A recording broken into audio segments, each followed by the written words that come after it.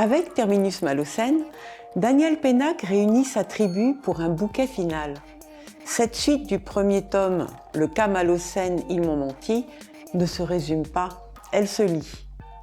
Il y a beaucoup de péripéties, d'aventures, de rebondissements. Il y a les mots d'aujourd'hui et ceux d'hier. Et tant pis ou tant mieux s'il y a de nombreux personnages. Ça fuse dans tous les sens et les dialogues font mouche à chaque fois. Parce que ça cause comme chez Audiard. Les tontons flingueurs ne sont pas très loin. Comme dans ses précédents romans, il y a de la révolte et de la fantaisie dans l'air. Pour ce bouquet final, l'auteur se joue des codes du polar.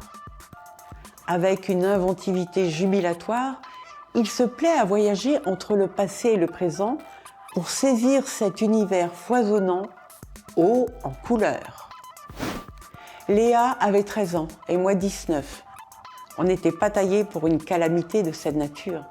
Personne ne l'est, évidemment. Sauf que nous, ça nous est tombé dessus.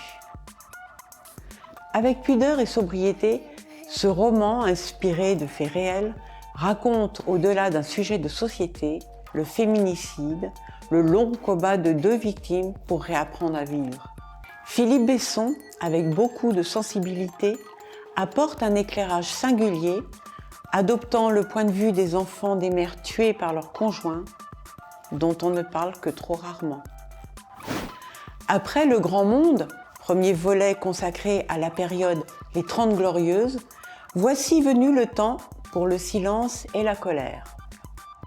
On retrouve la famille Pelletier 4 ans plus tard entre Beyrouth, où sont restés les parents, et Paris, où ont choisi de vivre les enfants Jean, François et Hélène.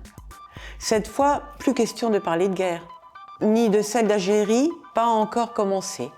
On est en 1952. On est dans Au bonheur des dames de Zola, version années 50 en quelque sorte.